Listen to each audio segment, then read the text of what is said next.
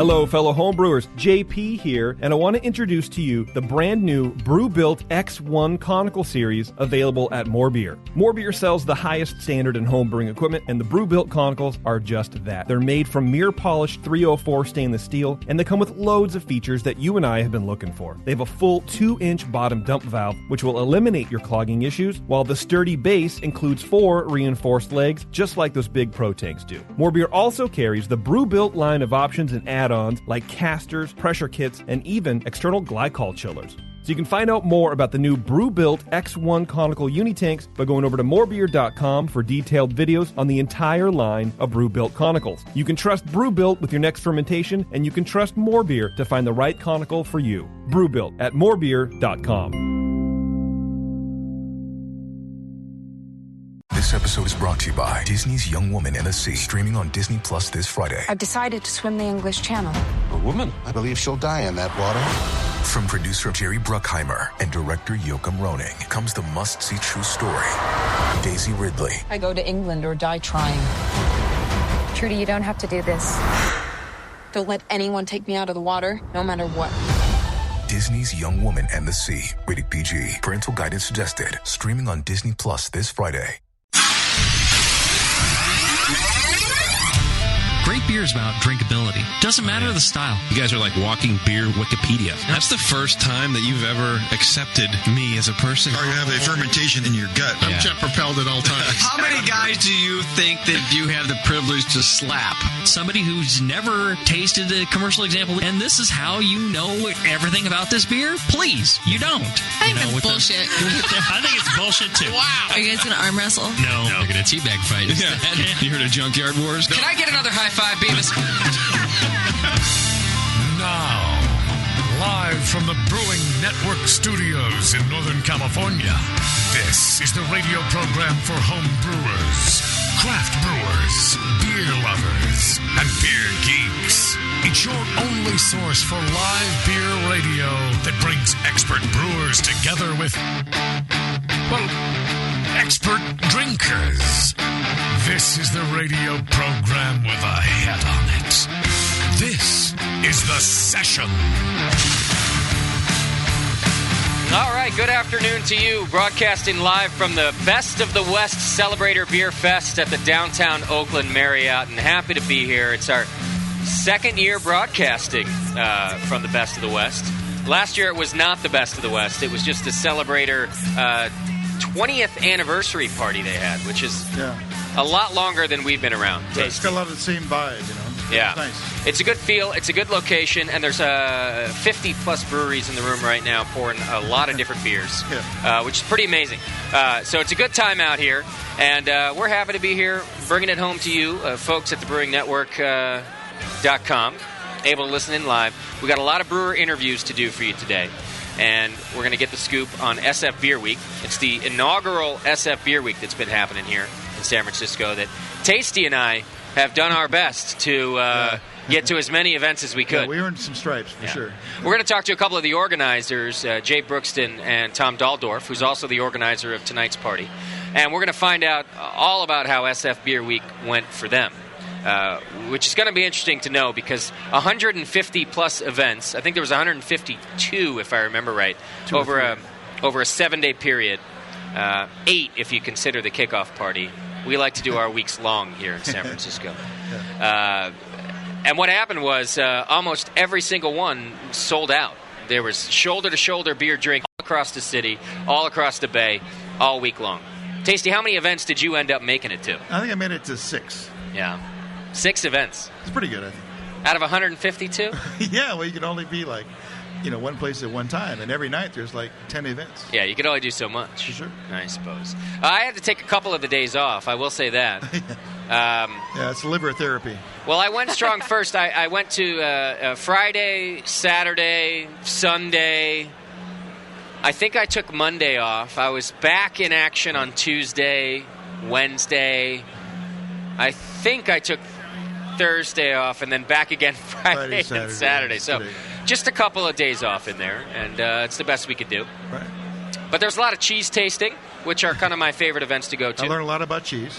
There was some beer paired with all sorts of food, a couple of beer dinners. The homebrew chef, Sean Paxton, of course. Yeah. Everybody was happy with those, it seems like, yes. Yeah, those were good. The beer chef, Bruce Patton, did one. He does annual Valentine's Day dinner. Yeah. And so just all sorts of beer events, and this is the final event of the week. And Yahoo! I'll tell you something interesting that's happened, is most of our crew has fallen off the face of the map. We've got... Even Bevo, who's been on the wagon since her Drunk of the Week appearance like 3 weeks ago. What's with that? Come Even on. Bevo made it back to the show. Wow. I'm here. Doc, who... Dude, Doc is annihilated. Well, he got a free entry into the festival. You know, he gets a ticket for being a part of the program, doesn't he? He's a star. Now, where's he now? He's running around, drinking beer somewhere. You know, being the famous beer guy that he is. It's a good thing to do, actually. He has no clue that he's supposed to be in front of a microphone right now. We got a chair for him right here. There's a lonely fourth microphone just hanging out over there. He's ready to go. I'm just saying he might be asleep in the corner somewhere. Was he that bad already? No, he was doing good. No, he wasn't there. No, he's over somewhere he's around.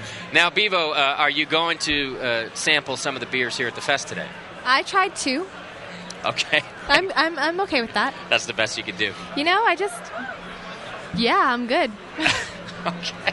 I'll tell you, I think that I don't see what happened to you in this. I'm a quitter. One Drunk of the Week appearance. And you don't understand. You weren't there for the whole experience of my Drunk of the Week. Oh, yeah, Monday thing, yes. It wasn't just Drunk of the Sunday night. It was Drunk of the Monday morning and part of Tuesday. That's right. Okay. Wow. That's sick. It's kind of rough. My boss on Tuesday said, man, you look like crap. Yeah. What was that, Chad's beer you were drinking? I might have an explanation. It was, towards the end, I don't know what I was drinking.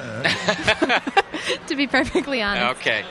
Well, tonight's kind of exceptional because it's not just about consuming copious amounts of beer. There's a lot of different beers to taste, which apparently Doc has been out and doing all afternoon. Trying out a few of those. We're going to be interviewing a lot of people, and we're going to be also, I want you to know this, especially folks listening at home, and maybe some of you who are here today too. William Brand, who is probably one of the longest-running beer writers in the Bay Area, and certainly one of the most respected beer writers that we had. He was participating in San Francisco Beer Week and going to a couple events at the beginning. And tragically, on Sunday evening, he was hit by a Muni train in San Francisco, which you can imagine is not a fun experience, whether you've had anything to drink or not. And he's not he's not doing real well. But we've been pulling for him all week long, and every night at 7 o'clock across the whole Bay Area at every beer event, we've been doing toasts to Bill and just wishing him well and hoping that he's going to do better and that he's going to pull out and get back to writing his column, What's on Tap, and his beer blog, which is ibabuzz.com. Right. And seen him everywhere, like events like this. Just all over. Right. In fact, Tasty and myself had the privilege of sitting next to him on the way to the kickoff event on Saturday, the Bistro Double IPA Festival. Right. We were lucky enough that Bill walked right onto our train, sat down, we talked about the whole Bay Area beer scene, and the very next night he was hit by that train. Yeah. So what we're doing is we're going to do the Toast to Bill again at 7 o'clock tonight. But also, Bill did some work with the Brewing Network last year where he was doing his Beers of the Week in recorded audio format for us. And he was getting on our show that we used to do on 1550 in San Francisco here and talking to us about the beers that he was reporting about and writing about. And I've got a whole bunch of those with us today. So every time we take a break tonight, I'm going to play you some of William Brand's clips and covering some of the What's on Tap. And he's great, man. He just dove into the beer scene and talked to the brewers and gave us everything we could find out about those beers. Yeah. So I just want you folks at home to know, and everybody who's here today, every time we take a break, I'm going to play you another beer review from William Brand. And they're about three minutes long, and I think what I've got is Union Jack from Firestone he covered for us, which was my favorite beer 2008. Yeah. And he gave a great review of that. I had the collaboration beer between Avery and Russian River Brewing Company. Bill Brand covered that for us. I've got that audio for you. And I think I've got a couple more. Maui Brewing Coconut Porter he covered. He really liked that beer. So I'm going to play all that stuff for you as a tribute to Bill tonight and a well-wish that he's going to get better and get back to writing for us. So, and then again at 7 o'clock, like I said, we're going to do a big toast to Bill. And I hope everybody here wants to participate and raise a glass to him so we can get him back doing the stuff he does best. We wouldn't have a job. We wouldn't be sitting at this table if it weren't for Bill breaking ground years ago and covering beer. Right. He made the whole thing happen. A lot of it. He's a big part of the beer scene around here. So. He is. I'll even drink to that. You'll drink. Even Bevo will come off the wagon to drink from Bill. All right, good. So that's what we're going to do. We got some other interviews lined up for you today. We're going to be talking about the organizers of SF Beer Week and the guys who put together this festival for you tonight. That's going to be a lot of fun. Find out what the inaugural San Francisco Beer Week was all about. I do know, I'll tell you this, we kind of stole it from Philadelphia.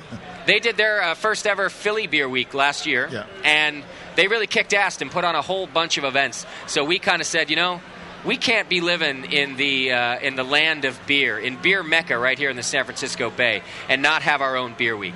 So Jay Brookston and Tom Daldorf from Celebrator and Sean O'Sullivan and the beer chef Bruce Patton and Dave from Toronado, all these guys got together, Dave McLean, and they put together the first ever SF Beer Week. That's going to be our main topic tonight. So stick around. It's the Brewing Network. That's what we're going to be talking about. Enjoy yourselves here on the festival floor if you happen to be so lucky as to be here. I've had a couple good beers already. I'll tell you some of my favorites. Had a lot of good beers. Quick, I got to take a break. When we come back, we're going to talk to Jay Brookston and Sean O'Sullivan and Tom Daldorf about how SF Beer Week came about and also about tonight's Beer Fest. So stick with us. It's the Brewing Network live from the Celebrator Best of the West. You're listening to the Brewcasters. On the Brewing Network.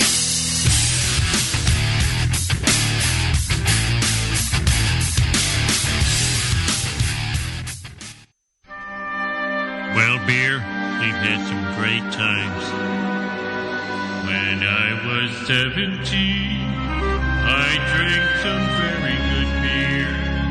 I drank some very good beer. I purchased with a thing I knew. My name was Brian McKee. I stayed up listening to Queen when I was 17.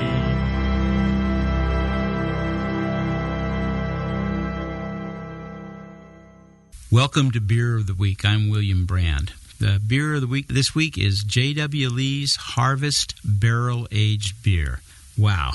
Would you pay $23.99 for a 9.3 ounce bottle of beer by mail? If that's the only way I could get J.W. Lee's Harvest, I'd do it. Fortunately, through some fickle twist of fate, a distributor who cares about classic beers, Harvest can be found at stores with sophisticated beer stocks here in the Bay Area. J.W. Lee's Harvest, which I give 4.5 stars, is a true classic. It's our Beer of the Week. Bottom line, when I saw the bottle on the shelf in a store in Concord, California, I probably wouldn't have picked it up if I hadn't noticed the label. It said, ale matured in Calvados casks. I have a thing about Calvados, the apple brandy that has been distilled from apple, alcoholic cider, in French Normandy for 500 years. When I was a kid, I was a big Ernest Hemingway fan, and he wrote about constantly swilling Calvados in that golden era between the world wars while he was chasing the bulls or whatever he was doing. So it long had an exotic tinge, something far from corn and cows and University of Nebraska football. When I was grown and Nebraska had vanished from my rearview mirror, I finally got a chance to taste Calvados. Liquid fire. Not my cup of tea at all. But the word still carries a buzz for me, so I bought the beer, $7.99 for the 2006 vintage and $8.99 for the 2004. That's right, they have vintage beers. The federal government be damned. The 2006 poured almost flat, very little foam. It's an unfiltered copper with a nose of brandy and apples, or maybe whiskey and oak. The taste is stunning. It's a bit of sweet malt, a bit of hop bitterness, then a mild brandy apple taste that lasts into a dry follow with a bit of a bang. When this 11.5% alcohol by volume liquid hits your gut, that's the bang. The 2004 was all the above, but drier with all the flavors more blended. Just absolutely incredible. We can thank Matthias Neidhart. He's German-born, founder of the Los Angeles-based import company Be United. Neidhart explains that J.W. Lee's Limited, an old-time Manchester, England brewer, got the idea in 1986 to make a beer using just harvested Maris Otter barley. It's got an incredible sort of rich, hearty, chewy quality to it. It makes great beer. And he also used the new harvest of East Kent Goldings, which is the seminal English hop. They've done it every year since 1986, Neidhart told me. In 2001, the brewer began aging harvest in Calvados, whiskey, port, and sherry barrels.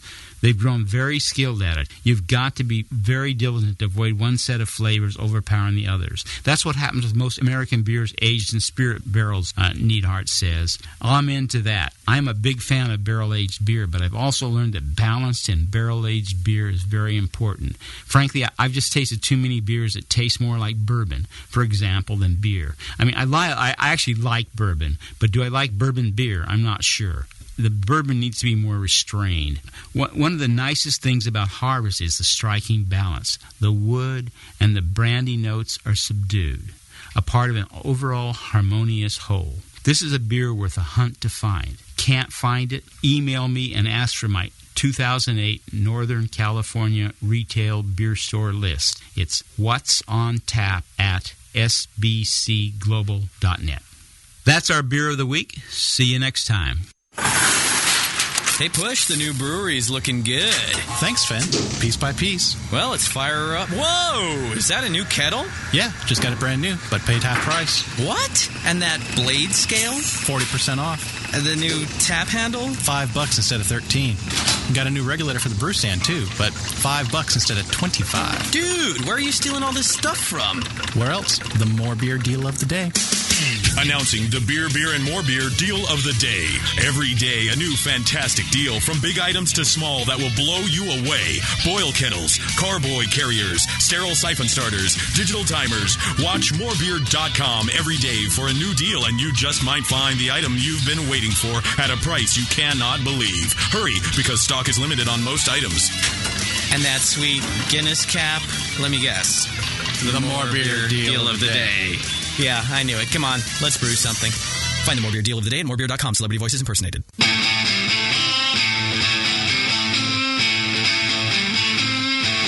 You're listening to the Brewing Network. Because like beer, radio shouldn't suck. All right, boys and girls, welcome back. It's the Brewing Network live from the Celebrator Best of the West Beer Festival at the downtown Oakland Marriott. Thanks to Mr. Tom Daldorf for inviting us down again. Justin, great to be here, buddy. You know, we did this with you last year for your 20th anniversary. Was I there? Barely. Thanks for noticing. Yeah, and we did speak to you on the air, too, but again, barely. Okay. Well, you were having a good time, and you had a reason to celebrate, let's face it. We did. You know? 20 years. 20 years of Celebrator Beer News. Celebrator Beer News. Yeah. And 20 years of craft beer in your life. So the only thing I'm worried about is your liver, Tom. Actually, if you add in the 10 years that I was in the wine industry, buying really good beer that was available in 1979, 1980, so that'd be 30 years of craft beer. 30 years. Wouldn't it? Yes, it would. But it wasn't much back in the olden days, and Jerry Brooks remembers that. But we had things like Boulder had just come of age in 1979, so we bought it, and usually didn't make it to California in the best of shape. Yeah. But we had things like New Albion, and we had DeBaker, we had Palo Alto Real Ales, we had Thousand Oaks, River City, and incredible beers that are just like, but they were the foundation. Sure. The foundation of the beer industry. And we needed that to get to where we are today. Absolutely. These were the pioneers that caught the arrows in the back. Yeah. That was the foundation and the basis for the incredible beer industry that we have today that you see in this very room. 55 breweries, 250 different beers. Really? Get out of here. I've only had 249 of them before the program You're a slacker, Justin. Well, speaking of some of the history, we're going to be talking to Don Barclay about the New Albion beer that he produced for SF Beer Week, which is what I want to talk to you guys about today. We've got Tom Daldorf and Jay Brooks from the Brookston Beer Bulletin, and then, of course, Sean O'Sullivan from the 2-1A. How's it going? Look at how dapper Sully looks tonight. Like he took a shower and everything. He's a media He's got guy. big boy clothes. You know, the thing is, this is the first time I've ever been on the Brewing Network. I'm actually not the oldest guy guy on the microphone, so I feel good about true. that. It is the first time. Yeah, so. That's why you keep us around. Oh, man. Now, you three are part of the Big Six who put together SF Beer Week. Yeah. Is that right? Yeah. Is that many? Big Seven? Was it Big Six? Did I have it right? No, 6. Okay, all right. Making sure my notes are right. Yeah, it was. It's Tom, it's Jay, myself, and it was Dave McLean, who couldn't be here tonight. He's actually ill. He didn't make it to the finish line. Now, by ill, you mean SF Beer Week ill? No, he's got some stuff going on. He's got the flu, basically. And we're pulling for him right here. And Bruce Patton, who's here tonight, and also Dave Keane as well. Tornado, who's also not here with us tonight. Correct. But, I don't know. Dave Keane's got his own thing going on. He does. Well, it's he's got a little festival going on right now. Sometimes it's if you have your extra liver, you have access to it. Some of us do, and some of us lost it. As a carry-on or something. So it's left it behind. Yeah, left it behind. So here we have the inaugural San Francisco Beer Week, and I talked to Jay on Friday when we did our kickoff event at Anchor Brewing Company about how it came about, and it was a bit of realizing that here we are in our own beer mecca, but other cities around the country were doing their own beer weeks, and we weren't doing that. Was that the impetus for starting a San Francisco Beer Week? That was part of it, certainly. I mean, we a number of us had talked about it years before. We've been doing Beerapalooza. I know Sean and Dave McLean had been talking about doing something similar for a while.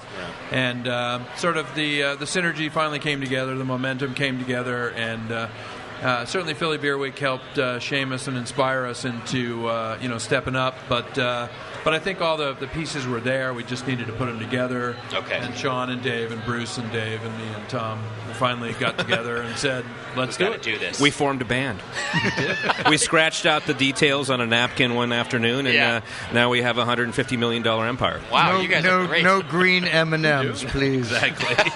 I did get Tom's rider before the show, and I tried to make sure I accommodated everything. There were no peanuts in my dressing room. My fault. Talk to our producer. He's having peanuts envy over here. Yes. Well, he really had it was actually it was what was going on. All the, like Jay said, all the elements were there. You had Beerapalooza, which Tom was putting on. You had Strong Beer Month, which Dave McLean and I were doing. You had the Tornado Barley Wine Festival, which was bookending one end of it, and then the other thing was the Double IPA Festival with Vic and Cynthia down at the Bistro, and it just kind of all made sense. The corners were really rounded out to just fill in the rest of it. Yeah. Exactly.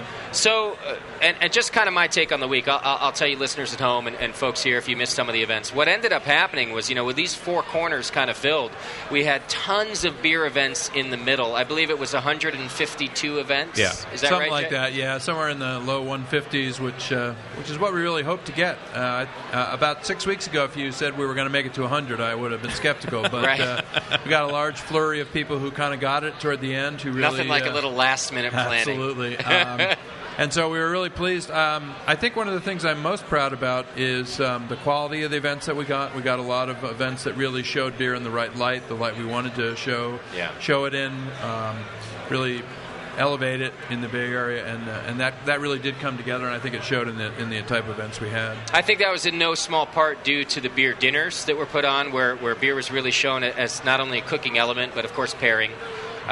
Cheese and beer, which of course is historically in the wine world, and over the last, it's been a while now, in the last 5 years we've been doing it with beer. Yeah, that myth of wine and cheese does tend to persist, but I think with this last week we really pretty much knocked that one down. Yeah, I think you're right. That we put that thing in the Mythbuster dustbin. Absolutely, and the cheese thing has been a part of Beerapalooza and other things that we've been doing with the Rogue cheese and beer thing. Janet Fletcher from the San Francisco Chronicle did a beer tasting with me over at Rogue one time, just one-on-one. She brought the cheese. Rogue and I produced the beers, and she agreed at the end of it. She had no idea what the beer scene was all about because she's really a wine person, Yeah. And she said, Tom, beer really is a better beverage with cheese. So I think, as Sean said, we knocked that one out of the park. Yeah. That's our territory. But as Jay pointed out, what's happening is a lot of these restaurants like Oliveto, Chez Panisse, many others have jumped in and said, hey, we recognize that beer is an integral part of food and fine dining and fine living. And all these people out here know this. But finally, the regular people are catching on. Thank you, guys. People out there. Getting a little more mainstream. I will say this. I looked at the... You can go to sfbeerweek.org for kind of the recap to find out what you missed if you didn't make it this year. And I went to sfbeerweek.org on Thursday looking for what I was going to do Thursday night. I was at work, actually. I had a real job problem. And while I was there, I'm looking at Thursday, and I think there were 4 or 5 different beer and cheese events just that night alone, and I couldn't figure out where to go. It was amazing. I ended up going to Toronado, I think, and doing the Ommegang beer and cheese. And, just so many. I know, yeah. How spoiled am I? As long as he went somewhere, that's the important thing. How big of a problem is it for us in the Bay Area when I'm looking at 13 different events to go to on one particular evening? That's a good kind of problem to have, I think. And I think this is how you did so great on SF Beer Week. It was definitely... We kind of used... the New Orleans Jazz Festival is an example. Okay. Where if anybody's ever been to that festival, you always end up gauging it of what you missed. And so we really wanted to have more events than you could imagine, so it was difficult for you to choose. So that was kind of the idea behind it. And I think it's really important that we were afraid that there would be cannibalizing of... the same people going after all these events, so a lot of the events would come up short. And what we found out is that, in actuality, that all of these events were doing really well. So we were bringing new people out that were energized by all of this excitement about beer, and SF Beer Week really turned up the burner, if you will, under the mash tun of beer appreciation. Whoa, there's that beer reference. Thank you very much. I think that is That's the best. the writer in Tom. I think that is the best part. I mean, we've been hearing that all of the events, even though they've been overlapping and multiple events going on at the same time, that they've all been very well attended. So clearly there's enough people who have an interest in going to these type of events. And even some of the events we thought might not draw as many people as we might have liked have all...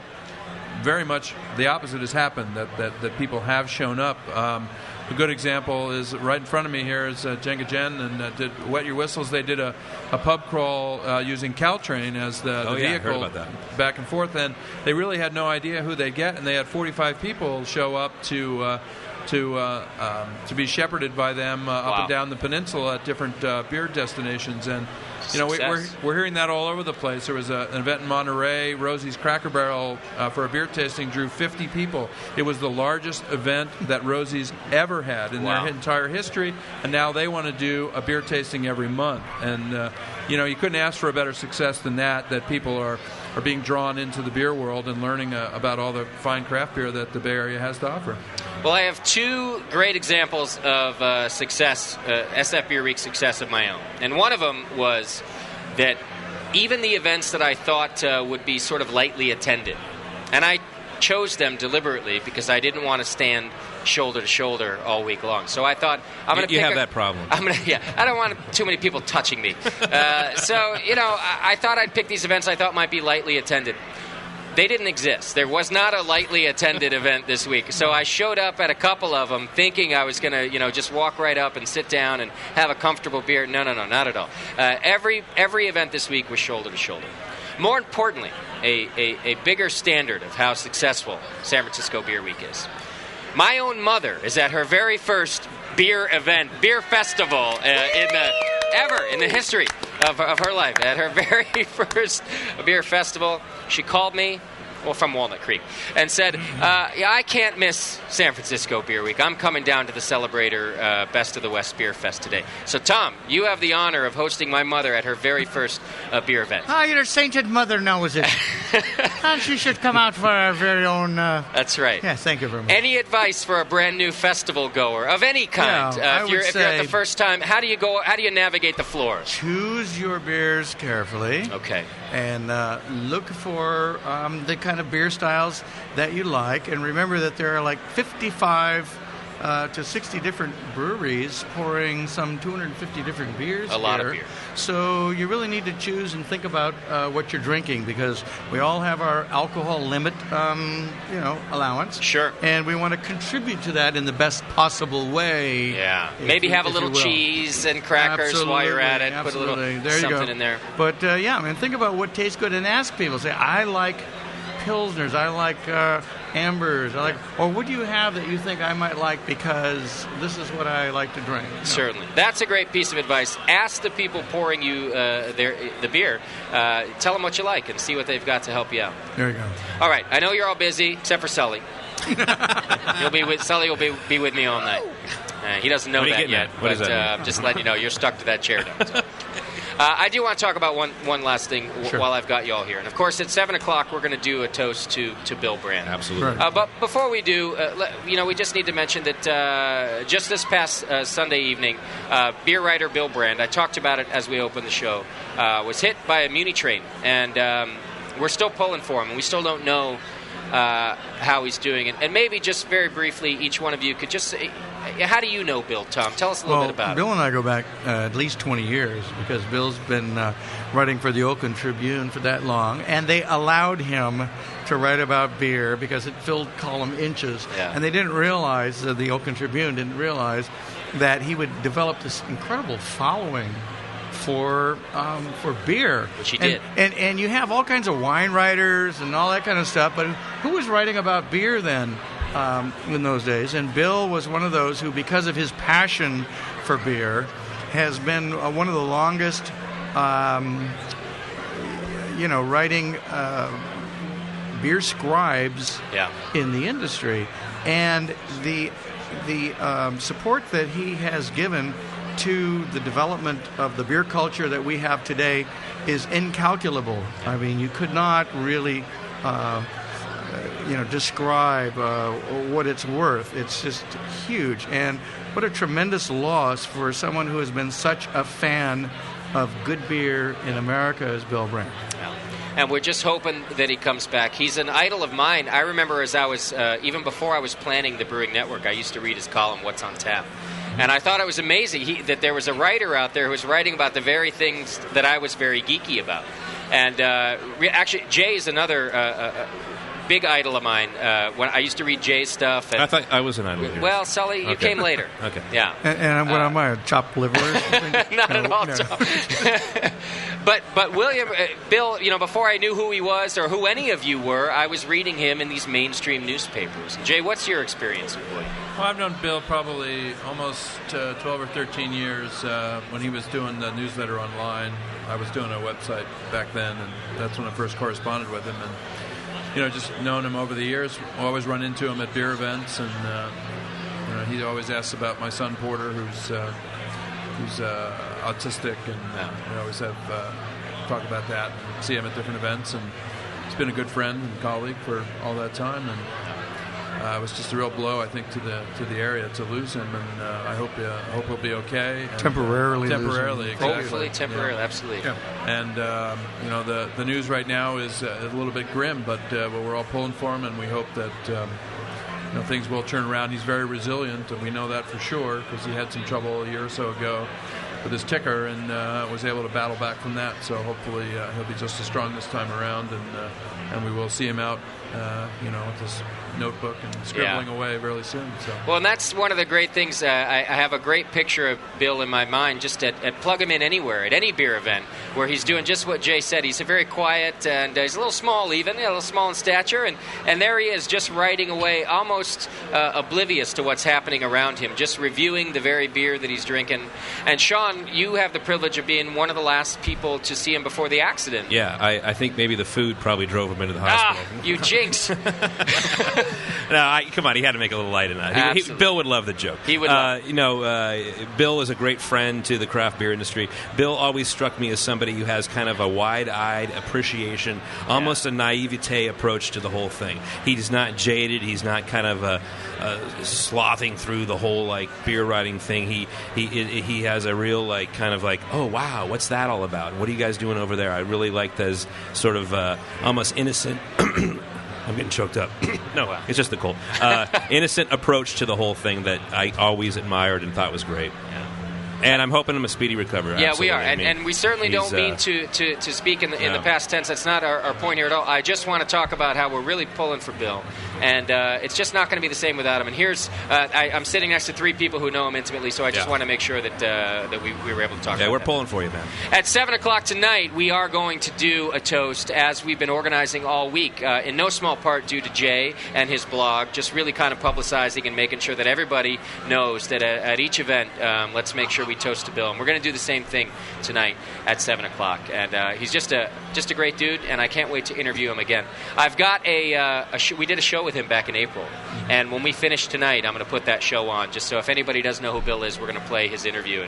And he was great, and just a lot of fun. So let's do that. Absolutely. I'm going to take a break. At the break, I will tell you I've got a Beer of the Week review from Bill Brandt himself. He did a couple of those for us back in last year. Nice. And he's covering the collaboration between Avery and Russian River Brewing Company. He talks about that beer. Sweet. He reviewed it for his column and did an audio version for us. So we're going to play that here at the break. But in the meantime, Tom, another great Best of the West festival. Justin, thank you, sir. A lot of good beers. I'm going to go try. I'm going to finish Excellent. the show early, I think, so I can get back to it. Of course you are. The three of you did a great job Thanks. on this year's SF Beer Week. Thank And, you. of course, the other three as well. Let's not leave them out. Dave and Bruce, who's here tonight also. So If you want to get on the team next year, you have to have the first name Dave. Is that what it is? Apparently. You have an advantage if you're yeah. a Dave. I can change that. I have no loyalty to my name, so I might. I love the fact that your mom's sitting right behind you saying that. And my mom named me I was already born. She couldn't figure out what to name me. She was watching a John Wayne film on television in her hospital room, and apparently she thought I was going to be manly. Sorry, Mom, for the disappointment. And he was Justin on whatever film she was watching. That's how I got my name. Nothing creative about That's that. the first time I've ever heard that story. That's awesome. Are you making fun of me? Have I told you that every time I've ever seen you? I am making fun of you. Every time. He's telling that damn name story again. Yeah. All right, a real quick break. Guys, great job on at San Francisco Beer Week. You can go to sfbeerweek.org and check out all the information you need, plus probably for this show, at least a clip of it. We'll be back with some more interviews live from the Celebrator Best of the West Beer Festival right here in downtown Oakland at the Marriott. Hang in there. It's the Brewing Network. You're listening to the Brewcasters. On the Brewing Network.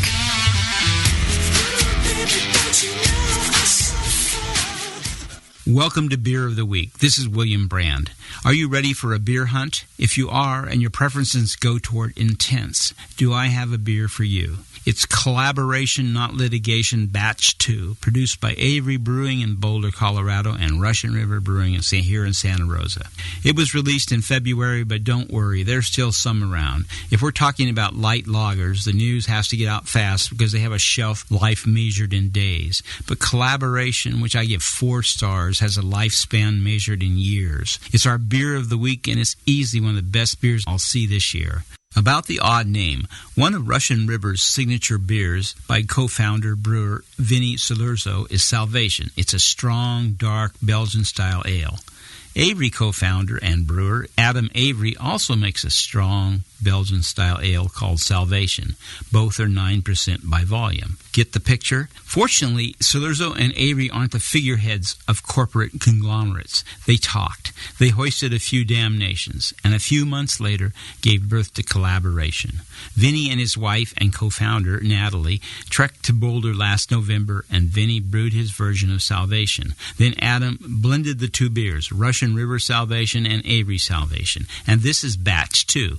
The first batch was blended by Vinny 2 years ago in Santa Rosa, and it's gone like yesterday's news. Batch 2 is at 8.72%, a translucent, tarnished copper color. It has an intense, fruity nose, like raisins ripening in the late summer sun. It tastes mildly sweet, but there's an intriguing underlying tartness. It's that interplay of malt and tart, the almost sour note that makes the beer utterly seductive. At the end, there's a bit of warming from the alcohol which lingers on the lips.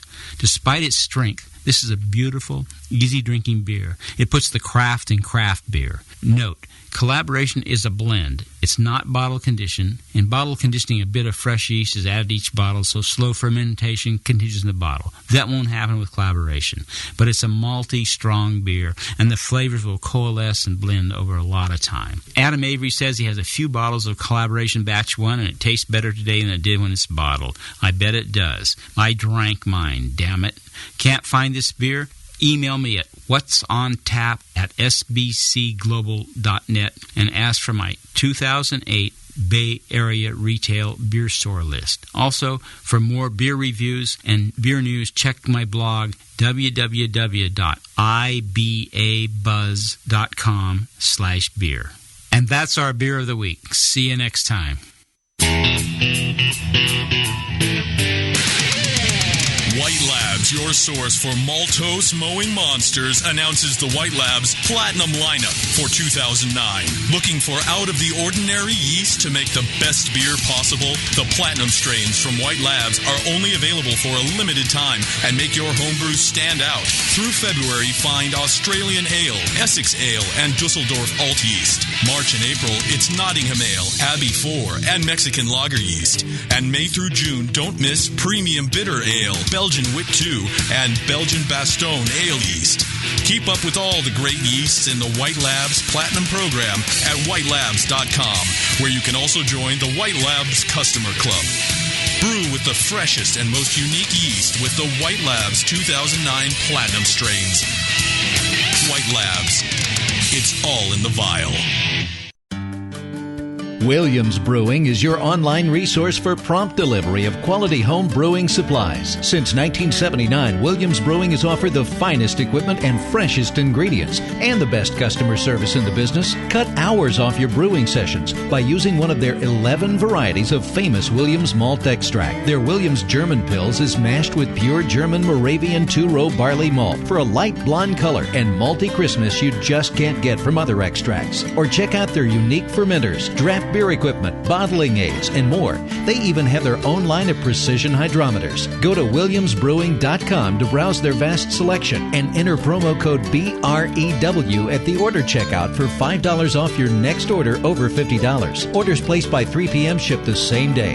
Again, go to williamsbrewing.com and enter promo code BREW at checkout for $5 off your next order. Brewing is easy, the Williams way. Live Beer Radio, the Brewing Network. The Brewcasters. If you're just starting, don't be discouraged by all this stuff. It's so easy. Just throw it together. Put some sugar and some water and some yeast in there. Yeah. It's beer. Network. The Brewing Network. Saving your life. One beer at a time.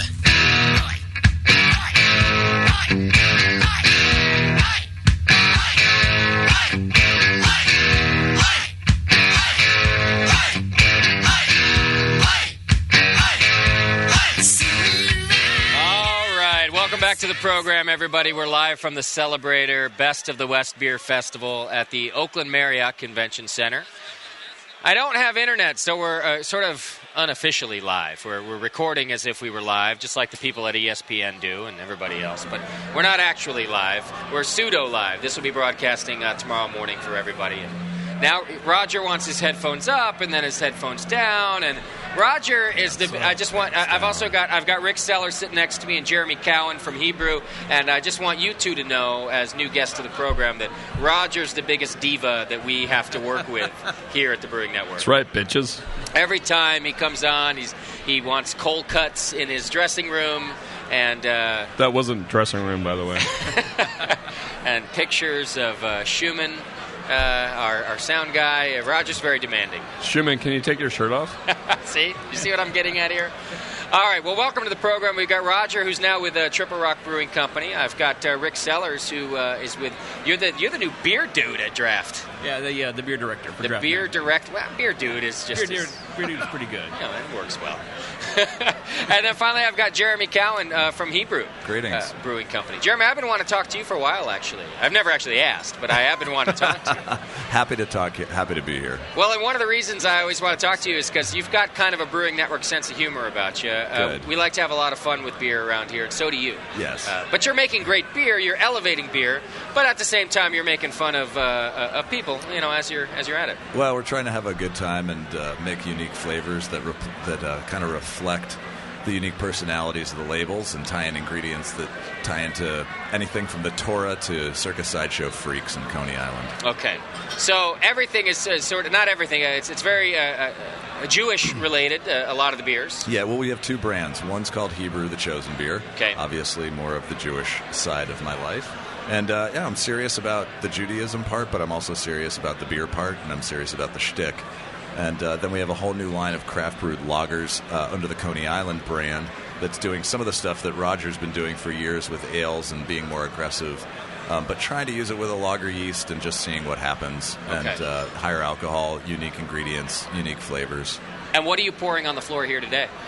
We've got a little bit of everything. The new anniversary beer from Hebrew is called Jubilation. It comes out once a year. This year was our 12th anniversary, so 12 malts, 12 hops, 12%. And just out of curiosity, how are you spelling Jubilation? As one would expect on the Brewing Network. Good. I like that. J-E-W. Perfect. And then on the and then of course our Rye Double IPA. It's a tribute to Lenny Bruce, another fallen hero, and a perfect opportunity for shtick and beer. Yeah. So it's a rye, 20% rye malt. Every hop we can get our hands on. Last year especially was tough. And then we've got from Coney Island the brand new Human Blockhead, which is our 10/11. Roger. Great beer. Yeah. Did you like that one, Roger?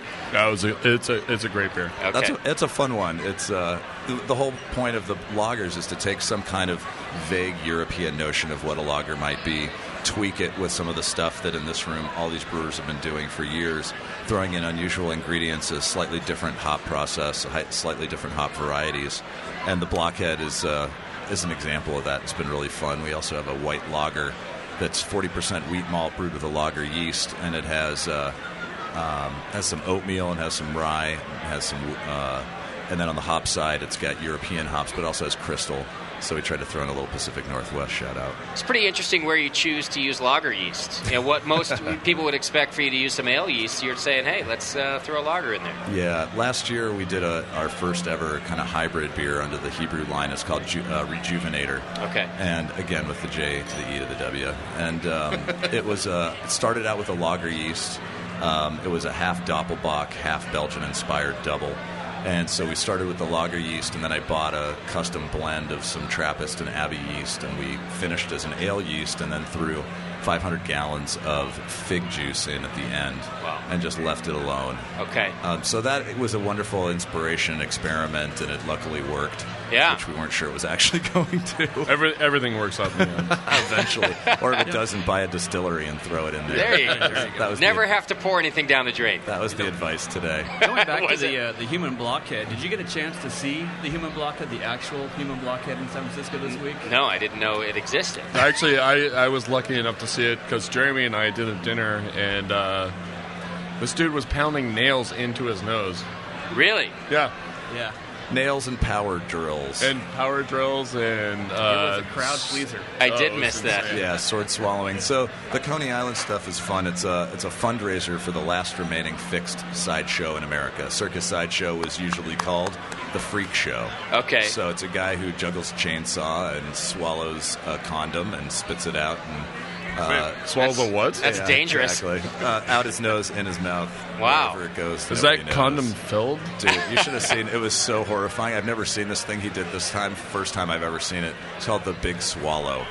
Jokes are utterly appropriate on the Yeah, that's network. fine. Yeah, we do that here. And he swallows a 3-foot balloon. And he's holding his breath the entire time. It cuts off his air passage. Yeah. And it goes into his stomach, and then his last hurrah is sticking the last little bit in, and then all of a sudden he's drinking a beer afterwards. That's a man, I have to say right now. Honestly, if that was a girl... then it'd be better. I see your point, Roger. Now, how many shows did he do? He was out for a while, right? Yeah, we had a really good week. Wednesday with Roger was an amazing beer dinner, which actually was done. Beer and Nosh here in the city is an incredible new blog website. Out of control. Yeah, Jesse's doing really a great cool job. stuff. Jesse Friedman, got to give him a shout out. Yeah. Okay. So we had a great night that evening, and Donnie performed. And then Thursday night we had more of a San Francisco throwdown style with a beer event at Bender's, one of our favorite bars in the Mission. I like Bender's. And then went over to Hotel Utah for a variety show with some really wonderful Bay Area performers who do everything from, I think they called themselves Zombie Punk Cabaret, to we were actually the one big missing event this week was the gal who was supposed to light her nipples on fire and transfer it to her mouth. How did I miss that? I know. I can do that right now. Roger can do that for us. What do you want? Yeah, exactly. You know, the more I'm interviewing... Especially his third nipple. That's it's the biggest flame. That's the fiery one, yeah. I thought only Claudia knew that. The more I'm interviewing tonight, the more I'm realizing I missed some of the most exciting events of the week. I went to it's kind of strange for me. I went to sort of the conservative events. If it was beer and cheese, I went to some Barrel Fest, things like that. But, you guys were going to circuses and, people lighting themselves on fire. That's I'm gonna roll with Jeremy next year. That's why it was a sweet week. Why are you looking at me when you say that? I'm just saying that I was hanging out with Roger all week, but I'm thinking I'm gonna roll with Jeremy next year. That's it. That's Sourfest, man. Sourfest. That is utterly a bad sign. If I'm more exciting than Roger Davis, I have come so far the wrong direction. Roger's mellowed out in the last year or two. I haven't seen his ass in like a year and a half. I don't know what he's been doing. 50% of 1,000% is still a lot more. Yeah.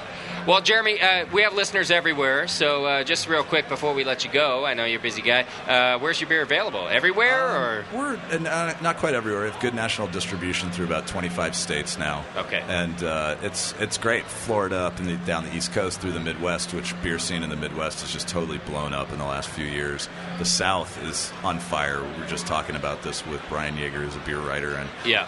It's crazy. We did 4 beer dinners and 4 nights in Atlanta, and by no means was that the only thing going on. I mean, and we were sold out. Everything was sold out every night. Incredible excitement about it around the country, not just for our beers, but for craft beer. All these people who had either bottle laws that were messed up or alcohol laws that were messed up, and now all of a sudden there's all these opportunities for the best beers in this country to get to everywhere. Good.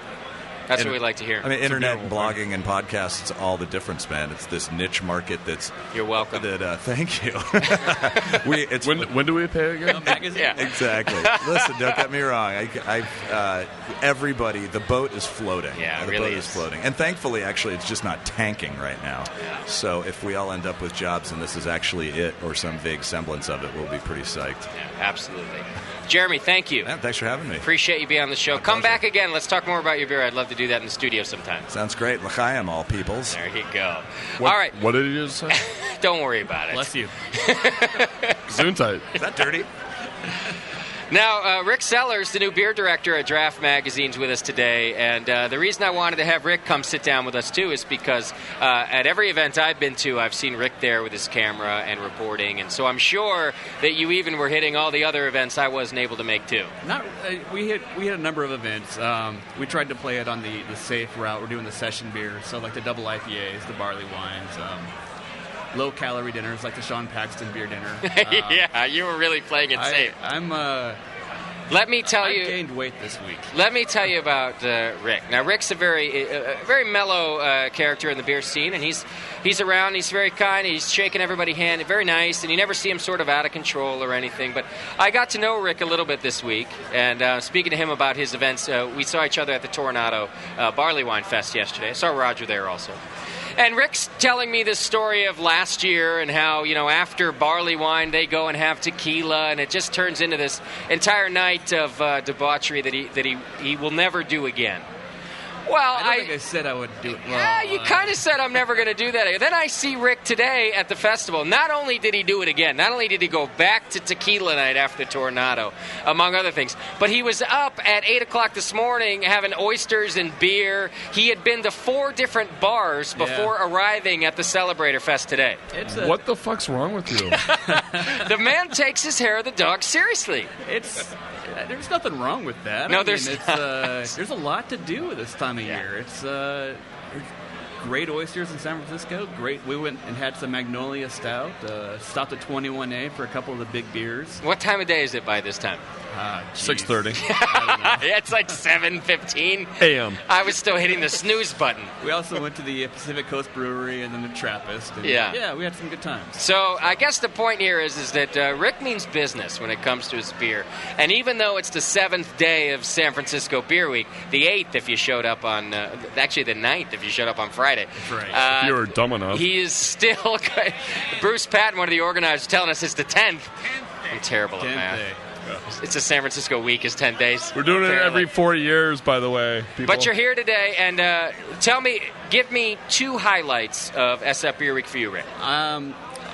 If you want to make a bucket list or a list of things to do before you die, you got to go to a really good beer dinner. Okay. And there's been so many this week. Bruce has done some. So many people have put together genius beer pairings. Yeah. And they're the kind of things that you walk away from, you're inspired. You want to cook food in your kitchen, and you want to serve it with some of the best beer you get your hands on.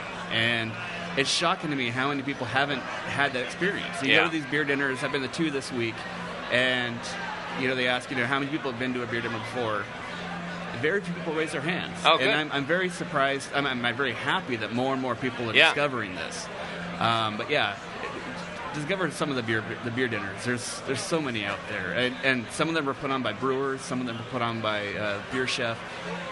There's a lot of this stuff going on. I think it's great that meeting several, numbers of people that have never been to a beer dinner is a positive thing. People talk to us. We go to a lot of events where a lot of people know us, and we go to events where nobody knows us.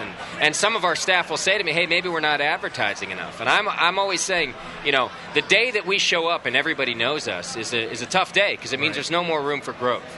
And it's the same with beer dinners and people learning about beer. The day that you show up and everybody goes, "Oh yeah, I've done the beer dinner thing. I've done the pairing. I've done the tasting." That's going to be a tough day for craft beer. We still got to expand and grow and keep educating people.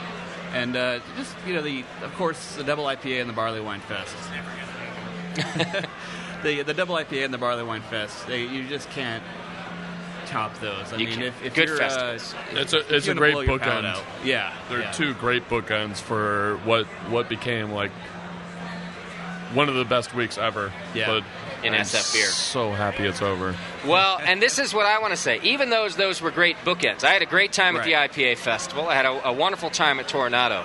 But I was talking to Roger yesterday, and I think that Roger, in my book, and my book is nobody reads my book, is one of the unsung heroes of San Francisco Beer Week.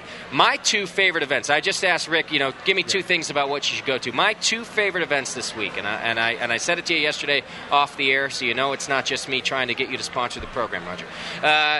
My 2 favorite beer events. Checks in the mail.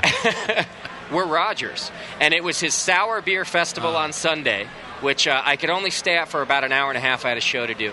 And then his Barrel Aged Beer Fest on Tuesday.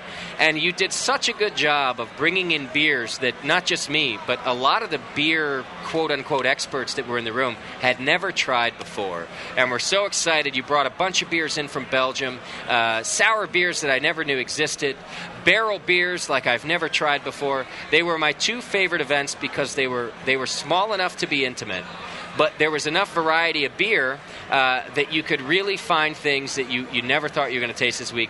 Roger, you did a great job on your 2 events. Well, thank you. I've heard great things about that, too. I know brewers that submitted beers for the barrel age, and they're excited, that just to be able to drop it off and be part of the week, even though they're not local San Francisco brewers. Yeah. They're just excited to have their beers part of the week, part of everything that's going on. Yusef from Ballast Point was especially excited, Roger. He told me he brewed the best beer ever brewed ever in the history of beer. That's how excited he was about your Barrel Age Fest. But that's because Yusuf sucks. We're going to have him on the program first Sunday in April. We can talk to Yusef from Ballast Point in San Diego about the best beer ever brewed in the history of beer. But he's actually probably, in my opinion, the top-notch brewer. I mean, bottom line, he makes the best beer.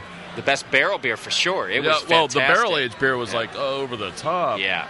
He did a good job. No, it was nice to be able to call on some friends and be like, hey, we're doing this barrel-aged, we're doing this sour thing. send me kegs, and everyone responded. Especially Colby over here from Ballast Point. Also from Ballast he sent Point. up sour wench and Sea Monster bourbon barrel. Bourbon barrel. Which, checking your facts, I appreciate it. Going through the kegs now are the only two that actually kicked. Really? So there you go. That's a sign of how good it was. It's mad respect to all the brewers out there that send us beers, and yeah. I know a couple people in the industry, apparently. Apparently you know a couple. Yeah. And a couple people across the world, because, again, the Sour Festival had some beers just that I'd never even heard of. And I'll make fun of myself for a second. There was a beer that you gave me on Sunday at the Sour Fest, and it was kind of loud in there, and I'm actually really hard of hearing. I've had these headphones on for way too long. So I read lips a lot when people are telling me what they're giving me. And you gave me this beer. You said, you have to try this beer. And when he gave it to me, I'll tell you what I heard, and then I'll give you the facts later. What I heard was, here's this wonderful sour beer from Transylvania, and you have to have it. I've just got it in. And so I took it, and I thought, wow, Transylvania is now in this craft beer scene. And I took the beer away, and I'm drinking this sour beer, and I even recommended it to a couple people. I said, you got to try this beer from Transylvania. That's good work, jackass. And finally, here I am. So I'm going around like a jackass talking about this. I just sometimes don't put two and two together. I finally offer the beer to somebody, and I go, you got to try this beer from Transylvania. And they go, don't you mean Pennsylvania? Don't you mean Bethlehem, Pennsylvania? Oh. And I go, oh yeah, maybe you're right. That would make more sense. But I'm really hard of hearing. But Bethlehem Brewing Company, right? Bethlehem Brewworks from Pennsylvania. From Pennsylvania. It was two of my favorite beers there. Transylvania. What the fuck's wrong with you, man? I'm such a retard sometimes. I'm telling you. And this is what I heard. We only had 6 bottles of each. We had a cranberry lambic and we had a framboise. Good beer. Framboise was like, and it was a good friend of mine. Him and I brewed together for like 3 years. Just really amazing stuff. Yeah. Sour beer is not easy to do, in my opinion. It's easy to sour beer. Right. It's not easy to make a sour beer that people enjoy. Look, I can sour beer. Most of the beer I brew turns sour, but it's accidental. But are you doing that on purpose? Yeah, not on purpose. This is my pale ale sour. So that was my experience with. Sometimes, look, Roger, I have a lot of respect for you. So if you say Transylvania, I'm listening. I say, Roger says it's from Transylvania. You might be listening, but you're not comprehending. Not really hearing. And that's really what needs to happen. All right. Well, I'm sure that we can find a report in Draft Magazine about San Francisco Beer Week coming up. You can check out our website, draftmag.com, and we have a blog there that's going to be updated with lots of pictures and stories. Good. Rick's been around all week long. Like I said, I've seen several events, so I'm looking forward to seeing those. Roger, again, thank you for the 2 events that you put on, man. I had a great time, tracking down the beers, calling friends, doing the whole 9 yards, and I appreciate the fact that you liked it. No, I really enjoyed it, and I hope you're going to do the same next year, because I'm a sour beer sucker anyway. But like I said, it wasn't. You didn't just have the standard sour beer sucker. All right, I think it's getting real close to 7 o'clock. It's about 20 minutes away, and we're going to be doing a big toast to William Brand, the SFA beer writer. Nice. Yeah, at 7 o'clock. That's a great thing you guys are doing. The playing these for the listeners. That's great stuff. At the break, I've got Bill Brand's review of Union Jack. My favorite beer of 2008 was Firestone Walker's Union Jack. Aside from this one that Roger's giving me right now, by the way. I just handed Justin a 6-year-old port barrel Imperial Stout infused with blueberries. It's beautiful. An amazing beer. Yeah. So, at 7 o'clock, we're going to be doing the Toast to William Brand. It's been happening all week long, since Sunday. 7 o'clock, Toast to William Brand. So stick around. If you're on the other side of the hall by then and not listening to us, that's fine. But just raise your glass, look at your watch. Everyone's going to be doing it at 7 o'clock. And folks at home, you should be doing the same. Guys, thanks for hanging out with us and talking about SF Beer Week. We'll see you next time. All right. I was going to take a quick break, but looks like my producer has sat down a very special guest. And Roger and Rick, please stay if you'd like to. We thought that this gentleman was gone already, but Don Barclay is now sitting down with us from Napa Smith Brewing Company, and we're really glad to have you.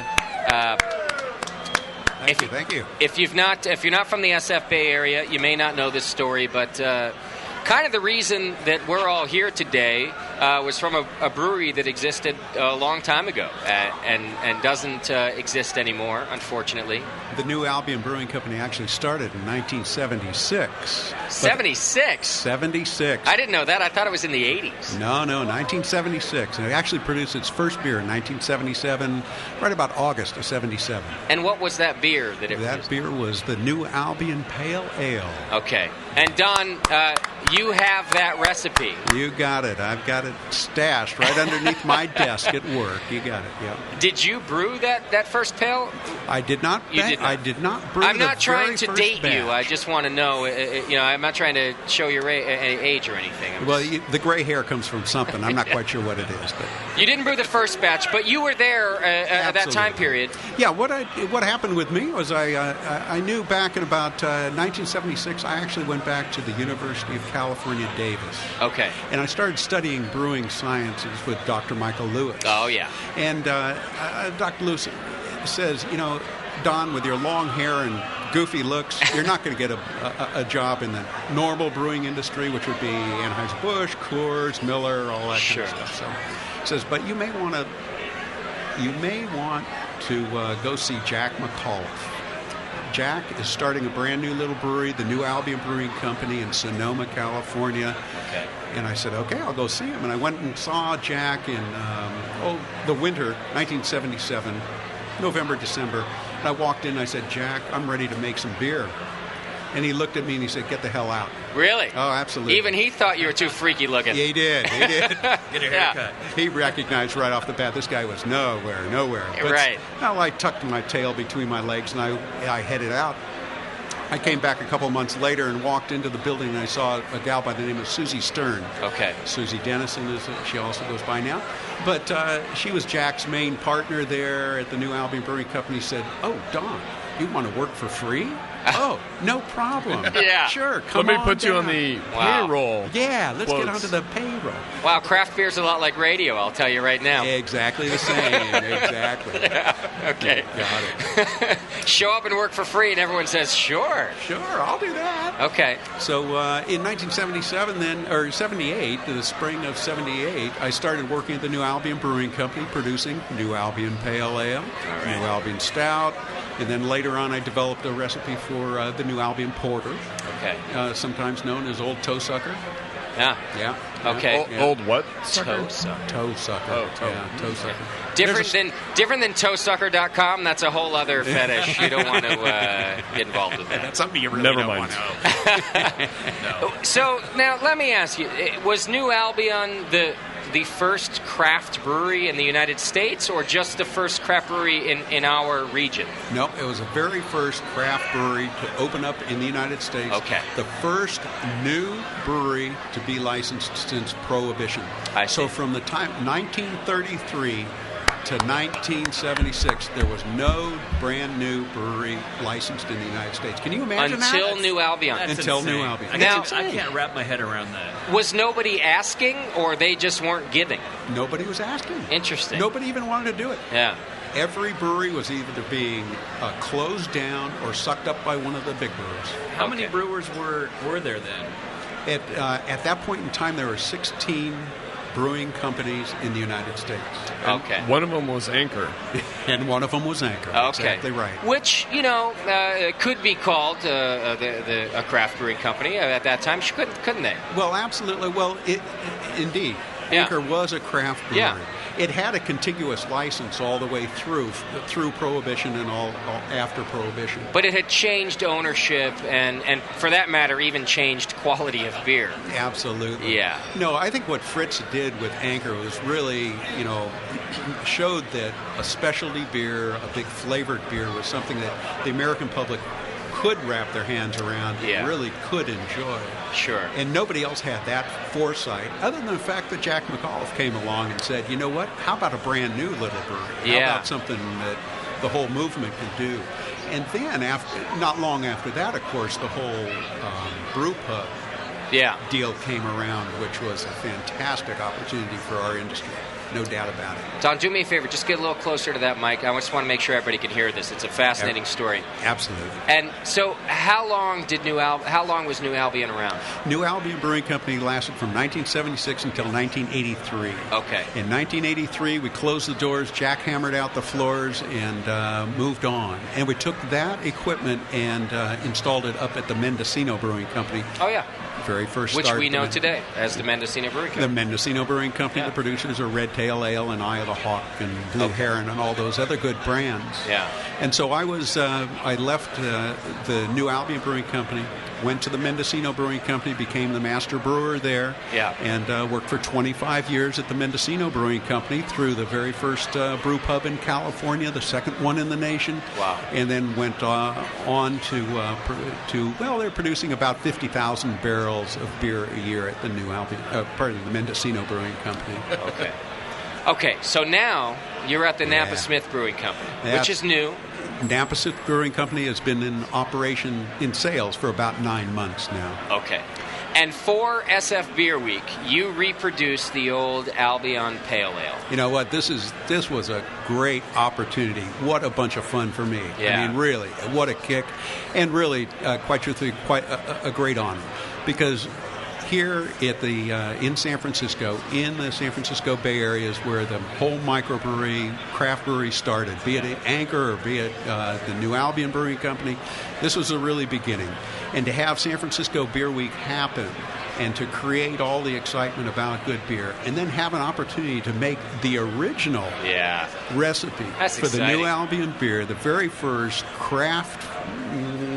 new craft beer on the scene for this event was really fun. And I'll tell you, I had a great time making this batch of beer, but when I tasted it out of the bright beer tank and I took a little taste, and it was nothing but memories after that. Oh, my God. Just bringing you back to You got it. It all came roaring on back like a... So is it safe to say, then, that the very first American Pale Ale from New Albion was also the very first SF Beer Week Pale Ale?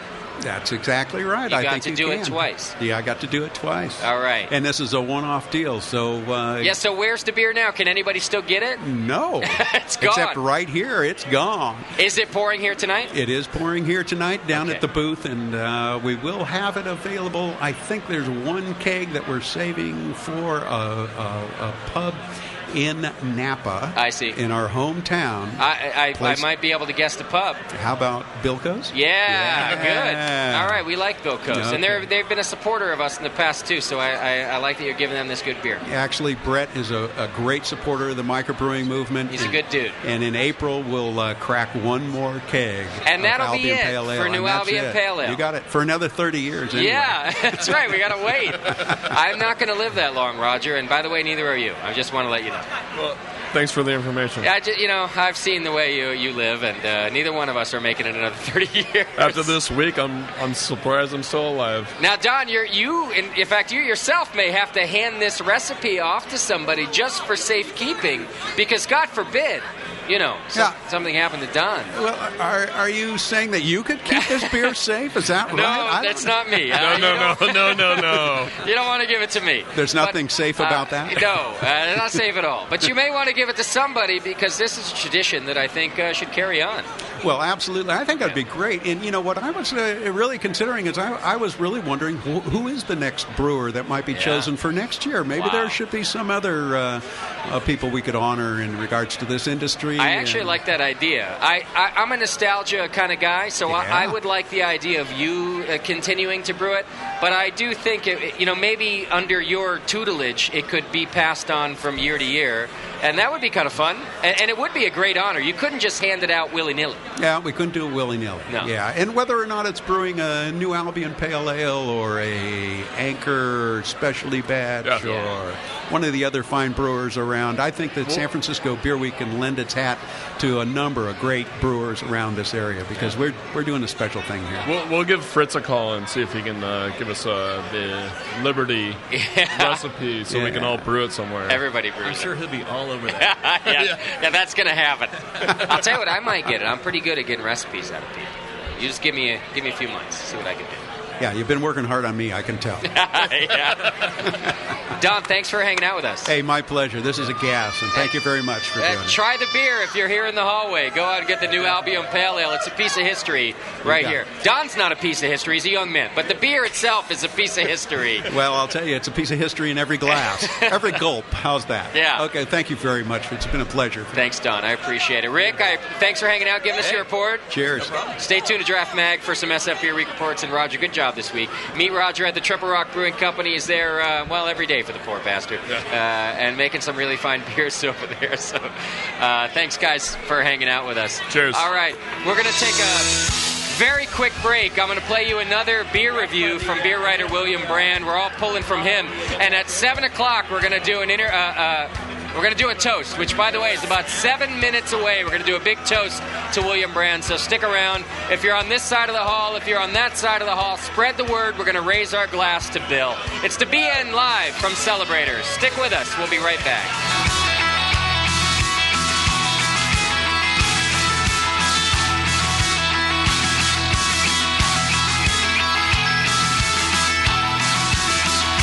Listening to the Brewcasters on the Brewing Network.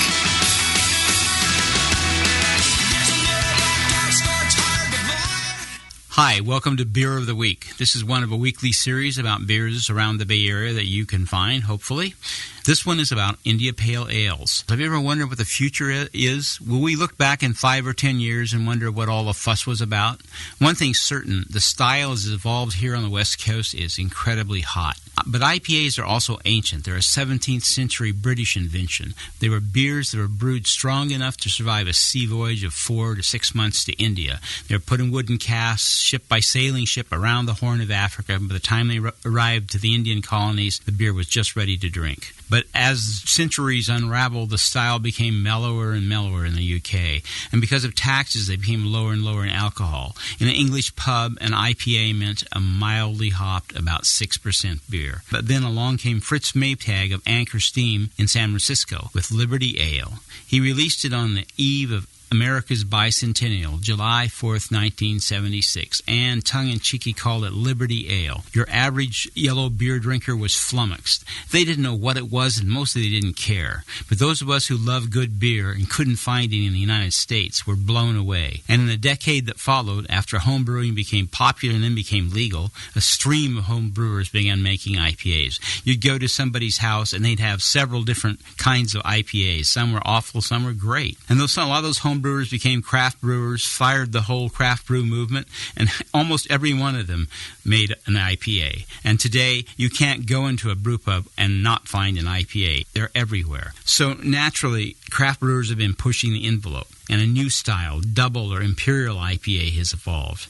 Our beer of the week is Firestone Walker Union Jack, which I give 3.5 stars. Straddles the line between double and regular.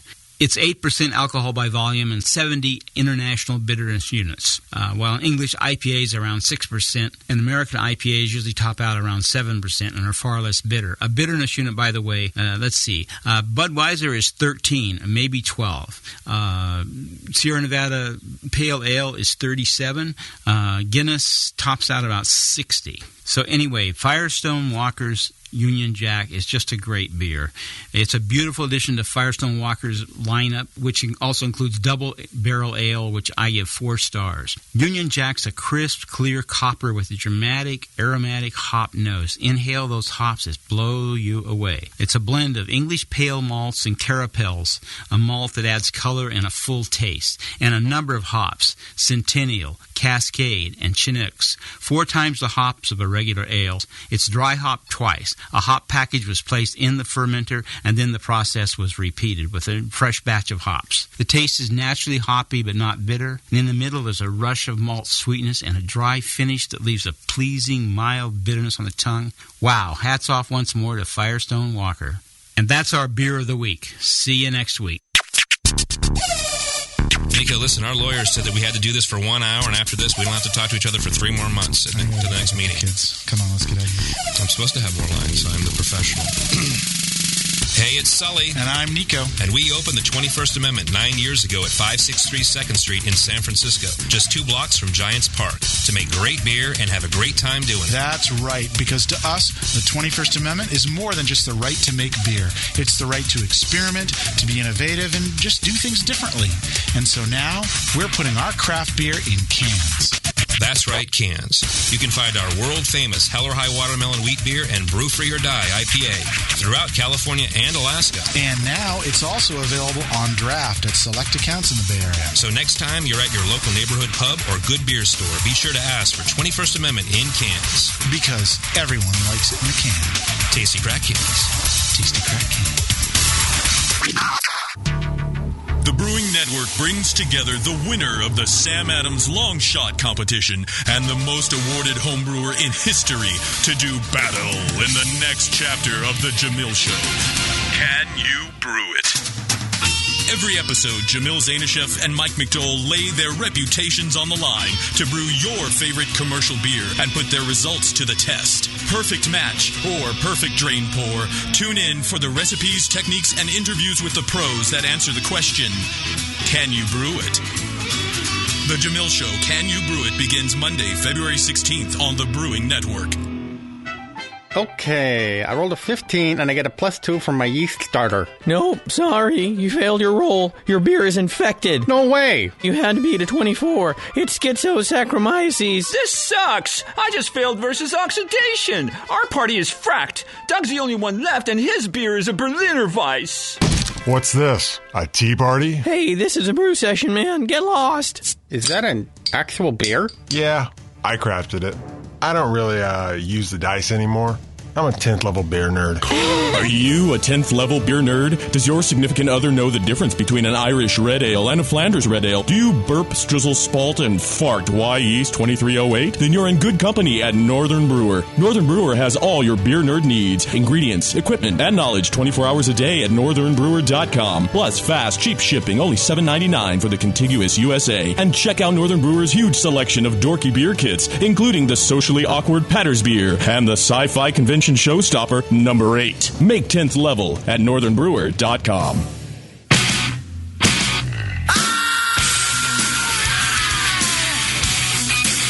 Keeping the ass out of Brewcast. This is the Brewing Network. All right, everybody, welcome back to the Brewing Network live from the Celebrator Best of the West Beer Festival at the Oakland Marriott downtown. A lot of people hanging out here, enjoying themselves, getting some good beers.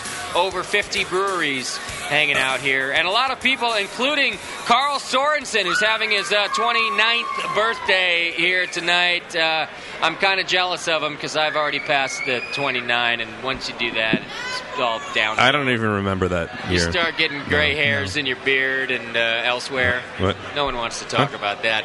But happy birthday to Carl, and good for you. For being 29 and stuff. At a beer fest. What it is to be listen to me, like I'm 60. What it is to be 29 again. Just don't catch yourself on the wheelchair there. All right, we got a lot of things to cover. We're going to wrap things up tonight here at the Celebrator. But most importantly, it's been a theme all night. It's certainly been a theme this week at the Brewing Network and also for San Francisco Beer Week. One of our very own, William Brand, was injured in a train accident on Sunday evening after leaving Sully's place, no less. We've been blaming Sully since. William, I'm sure will blame you. That's the only humorous aspect of the story. Is to blame Sully. Yeah, just blame me. I'll take that hit. And I can't wait to sit next to Bill and talk about the experience, and I'm looking forward to doing that. Absolutely. So what we've been doing all week, and by we, I mean the organizers of the San Francisco Beer Week, not me.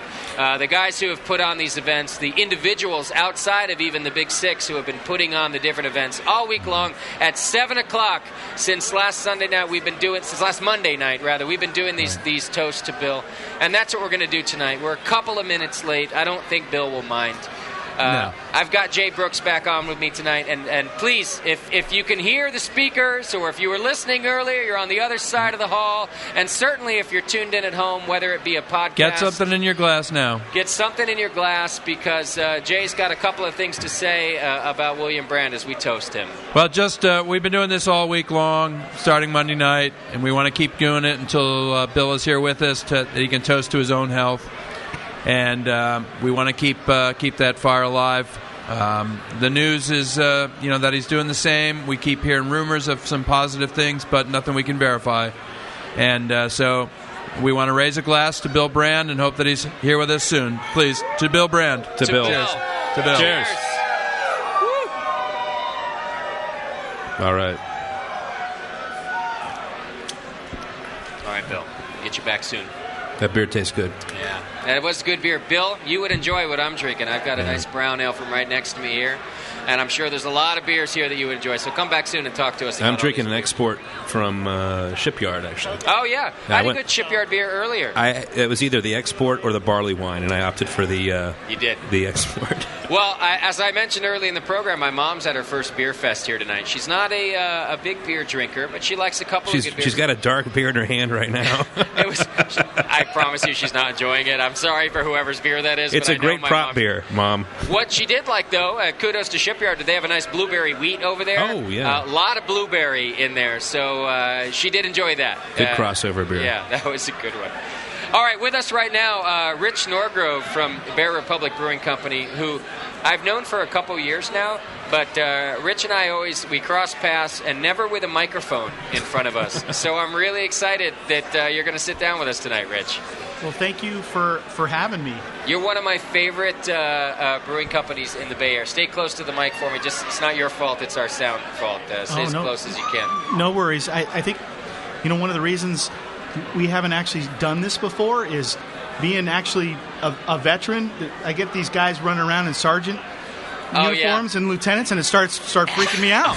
So, yeah, I'm sorry about that, Rich. I don't want to scare you away. I don't have my stripes on, so I'm having You have to salute like Justin's car or something like that when it goes by because he's a general. I will say this, our listeners started calling themselves the Brewing Network Army a couple years ago. We didn't start this. Our entourage did. It works. And so it does work. Keep it up. But every now and then, some of our listeners ended up making us clothing with ranks and everything. And every now and then, I'll wear my colors, and someone a vet will come up and say, are you a vet? And of course, I have to say, no, I'm not a liar. I'm a lot of things, but I'm not a liar. I have to say no. And I always get that look like, well, if you're not a vet, then you're an asshole. Just take because you're wearing that. Take the hoodie off. Yeah. And then gosh. It's like the best I can do to just say, listen, I mean no disrespect. There's a lot of armies. I'm Ours back from my 8th tour army. of Iraq, and you're wearing your little funny BN Army sweatshirt. Yeah, I'm back from my 8th tour around the Celebrator Beer Fest. That's about the best I could do. It works, though. Just stick with it, though. All right, I've been sticking it out. You should represent all the services, though, I think, at some point. We do try. What are we going to... BN Navy, BN Marines. Yeah, exactly. We could do our best. My dad's a Navy man, so he would love it. Yeah? Yeah. We could probably do that. Yeah. Just I'll tell you, I have enough respect for your brewing company to do that for your dad. I would do that. Well, I appreciate you. God, I finally did it. Sat here and made it work. Is it everything you thought it would be? You know what? I have to get over it, and I'm good. We'll make it work. I will say this to you, Rich. Let me start by saying, and I don't know if this is good for your company or not. You didn't sell me the beer, so it's probably going to be okay. I've been drinking Bear Republic since I was 18. Okay. Oh my gosh! Yeah. I went to. There used to be this great brew pub in Concord, and it was called the Depot. Okay. And it doesn't exist anymore. Right. But they always had 30-plus beers on tap before any bars had that many. Not any. Anything in the East Bay. They didn't have beer bars like that before the Depot in Concord. And they had your beer. Wasn't that Alex? And yeah, that's Depot? right. It was Alex. Yep. Absolutely. And I had Racer 5 for the first time at that place. I think by then I was probably 20 or so. I still wasn't of age, but they didn't know the difference. And I've never gone back, man. Racer 5, such an awesome beer to me. And, of course, several other beers you've done since then. But it introduced me, that and Lagunitas IPA, introduced me to the hoppy beer style. You know what? Sonoma County's got a lot of great breweries. If someone ever runs the numbers, how much beer we're pumping out of there. It's a lot. We're going to give those wine guys a run for their money someday. Yeah. Really. Yeah. They, there's a lot of brewing companies too that they do a lot of hype, a lot of publicity about their beers. They put it out there. Yours is one of those brewing companies where the beer really puts the publicity out itself. I mean, people know about Racer 5 because it's one of the original great, hoppy, good beers. Well, it wasn't always done. The publicity portion of it, people have people who do that. I think my dad just keeps me working. He does. So, to be honest, that's been part of what we do, is just nose to the grind and make it work. And I actually made a deal with my partner, my wife, this year that I would get out and try to do more of this stuff so that people actually could have a name or a face with the bear because they don't. Yeah, they just see the beers. I think people probably know you in the industry, but I think that's probably a great idea. I got to tell you, the Racer 5 though, that's like everybody always says that Sierra Nevada Pale Ale is like your go-to beer when you don't have a beer to go to. There's something. It's a great beer. You can always count on it. It's like it's like a warm friend or something like that. Sure. We all have warm friends. We do. Most. But I have to tell you, Racer 5 absolutely is that beer that when you want it and you want a nice hoppy IPA-ish. I mean, it's an IPA beer that's the one you always go to. It just seems to be the stalwart, the one that's there. And I gotta well, tip my hat to you on that one if I had a hat on. I have to compliment this guy sitting next to me, and you guys Sully don't get to see today, him, of course. But he makes an awesome beer called Bitter American. Yeah. Okay, and if there's any beer in the last 2 years that has put me on a track to push, Bitter American. Well, thanks. So we're on it. Thank you so much. Just the Bitter American is basically kind of the anti-double, triple, quadruple IPA. It's a beer that, we're all kind of going in another direction with IPAs in a lot of ways. It's like more hops, more alcohol, blah, blah, blah, blah. And we just decided it would be kind of like turn the ship around and basically produce a beer that had a lot of hop flavor and was low. It's only 2.9 to 3.2% alcohol, so...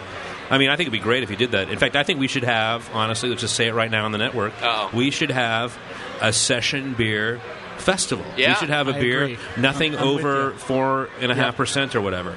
And that's a great idea. Yeah. No, maybe nobody would show up, but I would show up. Rich and I would be there, and you'd have your microphones, and we can make it work. Yeah. And we'd be drinking all day. Yeah, don't worry. Exactly. All day, and we'd be fine. What do you want to do now? I don't know. Let's go build a house. We could all go home and have dinners with our mother and not be ashamed. It would be fine. I will be there. I'll bring crowd noise so that we can just play it through the speakers, and it sounds like it's been a huge success. A lot of people here right now. Bitter American, Sully, I hope you know this, it's kind of a really quiet success. Yeah. People, when they talk about 218, if you're in the Bay Area, because you have to be at the pub to have it, Yep. people talk about that beer a lot, Sully. That's a good one. Okay, so you need to come to the Bear and try what we're calling NorCal Ale, which is our inspired by you beer. Oh, really? Yep. How long have you had that on? So tell me about that. Let's see. We're on our second. And why What's is going it on? named Sully? Let me get the notepad out. We're on our second batch. Oh, right on. We're using a Scottish ale yeast, and we're looking at 4.2% alcohol. It's 4.2. That's pretty high.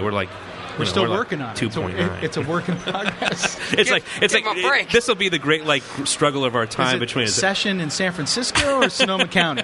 For the first time, it's who can get lower. Who can get lower? That's like the first time this has ever happened. Everybody's like above 100 IBUs and 12.5% alcohol. You two will be battling out who can get lower.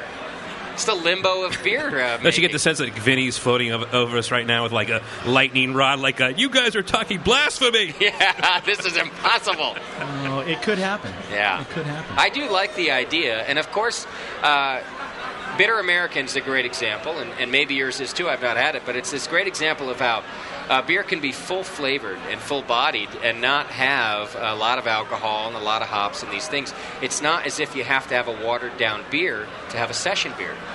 Well, I had an opportunity years ago, and someday a group of brewers that traveled with me, Scott Cramlett was one from Rubicon, and you need to get him on the show at some point. Okay. We traveled to UK, and we walked away with some inspiration for beers that unfortunately I can't sell or haven't been able to sell at our pub. And I walked away with this idea that I would try to do a dark mild at 3.1, 3.2% alcohol. And that's been something I've worked on for so long. In fact, I think I got so damn close.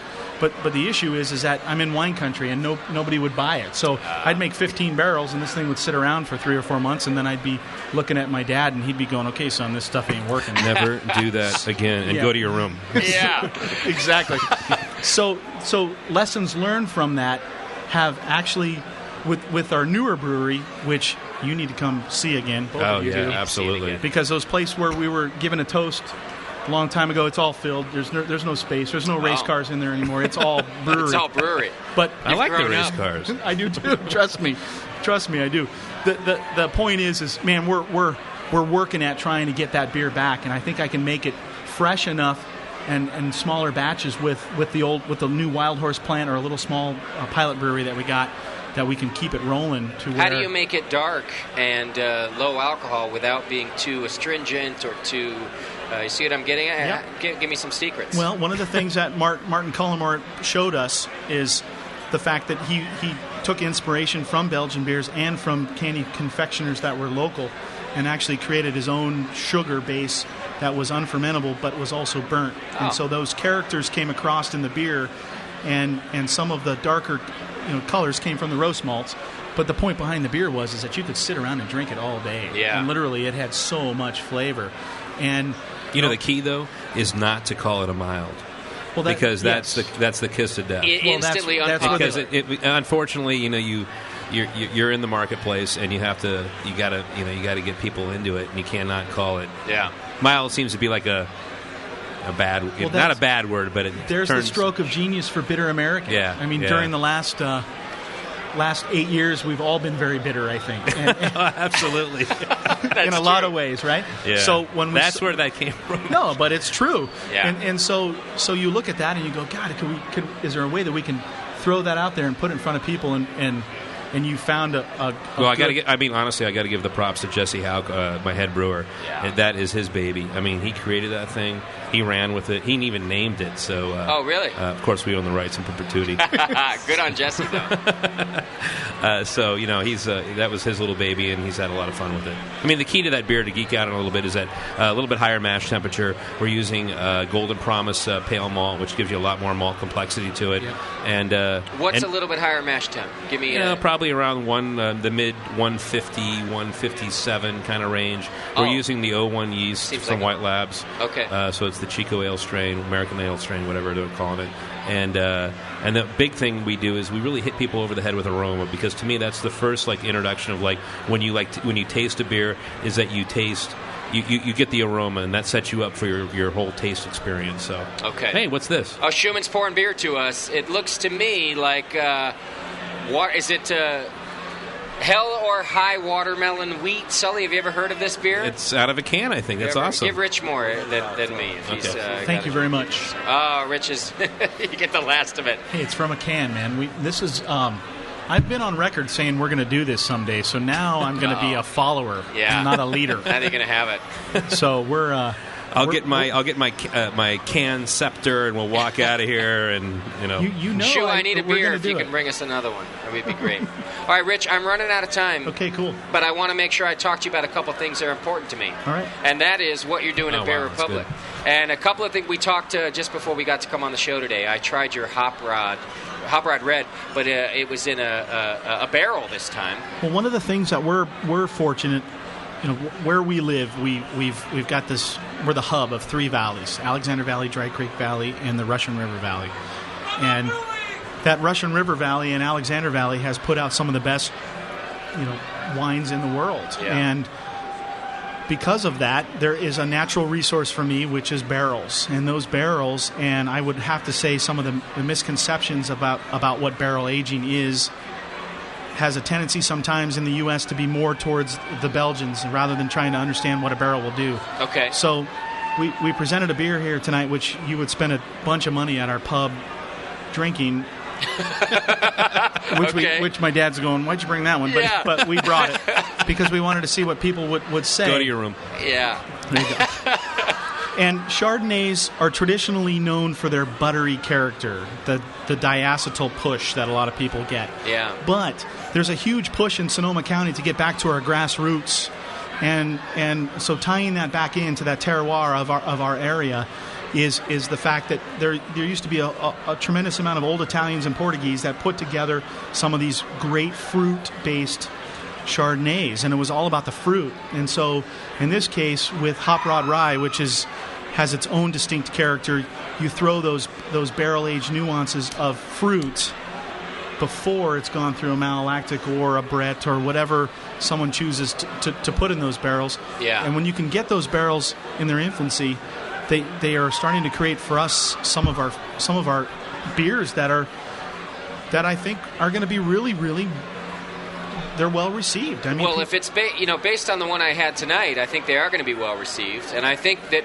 as beer connoisseurs, which is probably an overstatement, as beer lovers, we really enjoy these new flavors.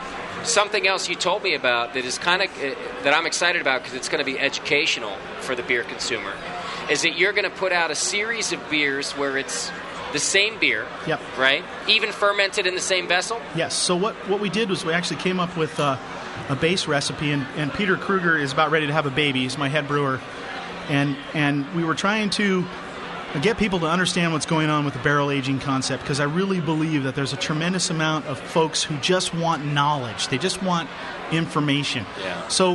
So what we did was we took a Belgian triple, and we basically took the same batch of beer, which was a hard sell to Pops or Dad. Yeah. That we need to age this for a year. Yeah. And then when we present it to you, it's going to be presented in a small nip bottle with a cork that I can tell you we've actually spent a tremendous amount of money to get fashioned for these smaller bottles. Okay. And then you're going to get a package, and this package is going to say, this one was fermented in 110-year-old Domaine Robin cognac barrel, and then one from 110 years old. Yep. And this was That's older than me. Barely. And just by a couple seconds. There's folks who've actually tried some of these beers early on. Bruce put together a beer dinner for Bear Republic, and we presented it there in its infancy. And so a Chardonnay barrel, a whiskey barrel, wow, stainless steel. And each bottle will say what it is, yeah, and then come with some recipes from the brewers in a nice wooden box presented from Bear Republic, and with the intention that when you try these, have a tasting and a party with your friends, right, and open them up and enjoy them for what they are, and then they're one-offs. And so we've started the packaging process of it, and when we finally do get it out there and release it, a lot of folks have doing a great job in the industry of contact the brewery and buy it from the brewery. And we're not really sure how this is going to fly with the distributors or where it's going to go, but look for that, because it is part of what we will call some of the new growth. For years, all I've been doing is making Racer 5, and that's all I can do. Understood. And there's nothing wrong with that. And we thank you for that, but I see where you want to do more and create more and educate more. And so tonight was another example of that playing, because what we've actually started to recognize is that some of the North Coast, West Coast, whatever you want to call them, barrel-aged products, which a lot of times get clumped into this nuance of Belgian beers or Amaro Belge or whatever the new classification is. I really think that the Renaissance needs to be long-term thinking about where that, again, that terroir, which is one of those terms that Bear Republic is spending a bunch of time and energy on. I see. From Sonoma County. Yeah. And the point is that we have to use the resources around us. Sure. And we've played with things like redwood and different types of oak and birch, which are all indigenous to the area. And some of them worked, some of them didn't. But 5 years ago, I couldn't do that because I was too busy, stuck in the hole, making Racer 5 and paying the rent. Yeah, exactly. Well, and you have to do that. No, that sounds like an awesome. But all those years of doing that gets you to this point where you get to bring us a great product like that. Exactly. So look for that stuff, because it's going to be something new. Some of our other beers, Racer X, the 22-ounce bottle is something that we're going to be throwing out. Okay. A couple 4-packs that are in the works, and the problem is that everything is all. I've been building a brewery for the last 3 years. Yeah. Literally building a brewery. So now we're gonna focus some family energy and time on letting me go back to the drawing table, literally, to come up with the logos and the graphics that we need for the next set of products. And now you're there. I mean, Sully's just been looking for that nice sports coat for 3 years. You've been building a brewery. This is a very nice. I had Jack White from the White Stripes that told me this is a very nice jacket. You've done well in person. And Sully has some interesting. Go ahead and say it. He's a kook. Yeah, loco would be. But the point is you've got some interesting perspectives because we've talked about this growth for a lot of time and where we need to be and what we do. We're publicans too.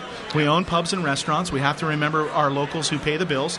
But in the end, it's cool to see you putting the stuff out because it's inspiration. It's showing us a way to a lot of different things. Sure. I have to tell you, I don't know. I know we don't have a lot of time, but the one beer that I have been blown away by that's come out of your brewery is the 100% rye beer. The Easy Rider. Yeah.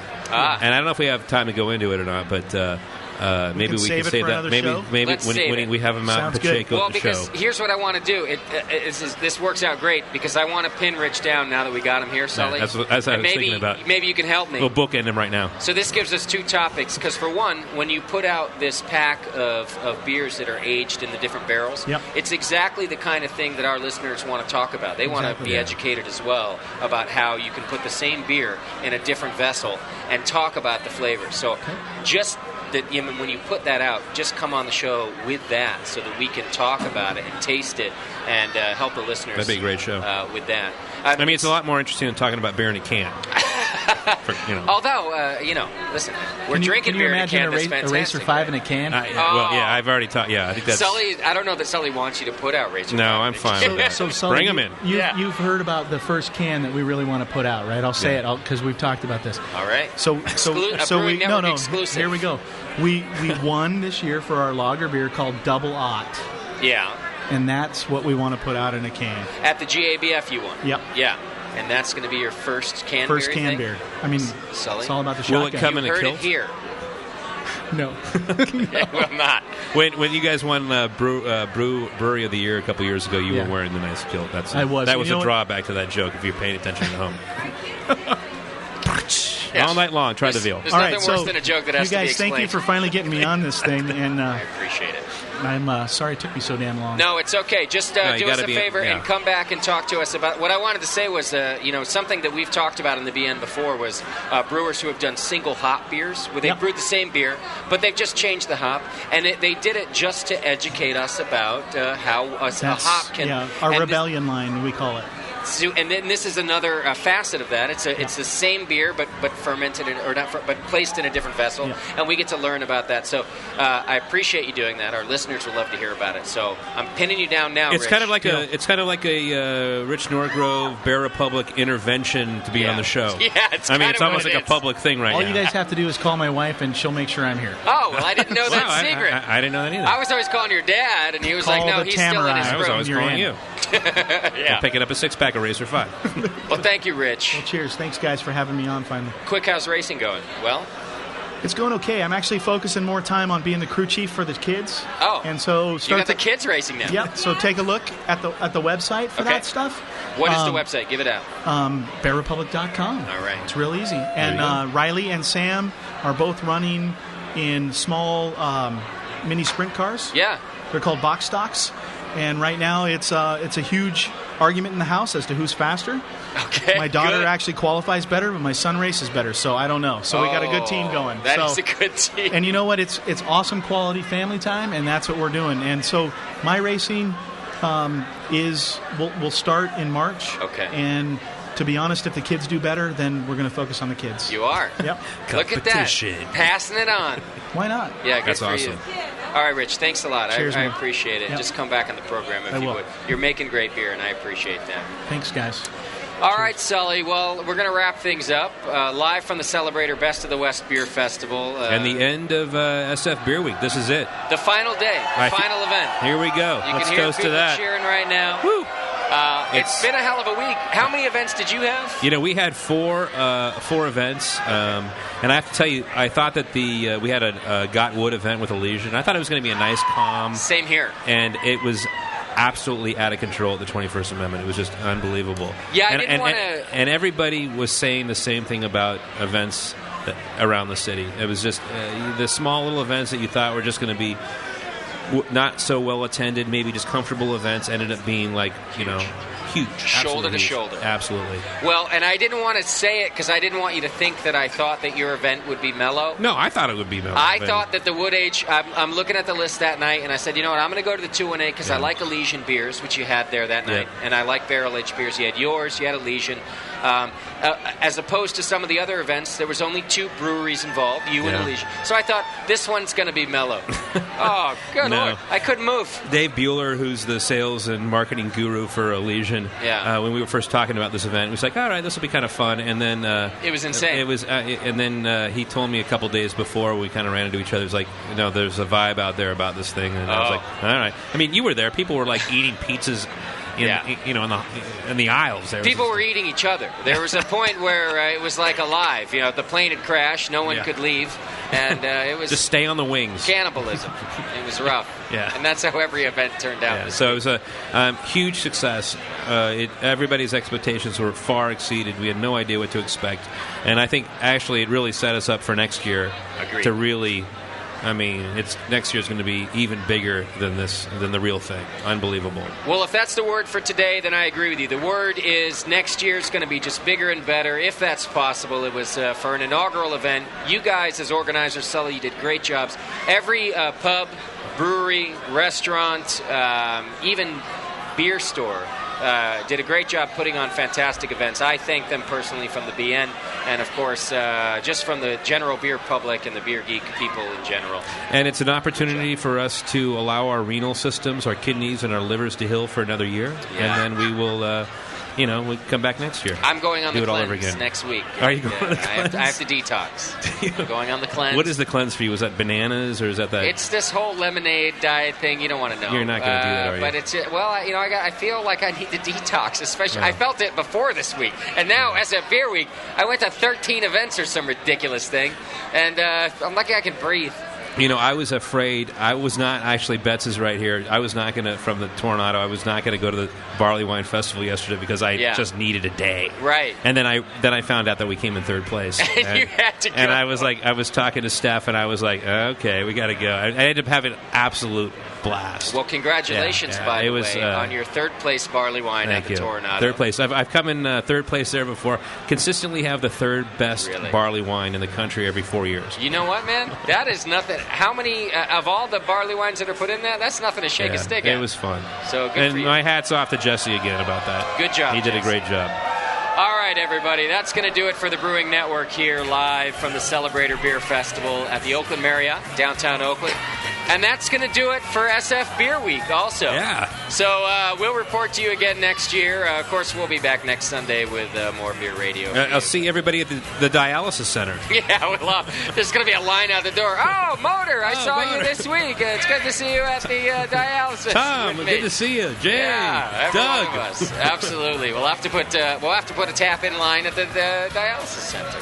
I think you get $5 off too. By the way, if you take your if you Best of the West, Celebrator ticket. exactly, bring your Celebrator ticket's $5 off for your first hour of dialysis down there. By the way, I think you're right. Solid. All right, my brother. Thanks for hanging out with us tonight. Right. Thank you. And thanks for SF Beer Week. Thanks to everybody for tuning in. To Tom Daldorf from Celebrator Beer News for the Best of the West Beer Festival.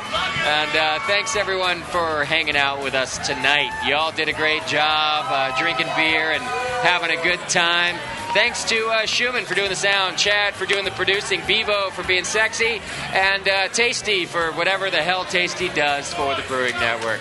And Doc, I don't know where you are, but someone please wake him up. We'll see you all next week. Cheers, everybody. Thanks a lot.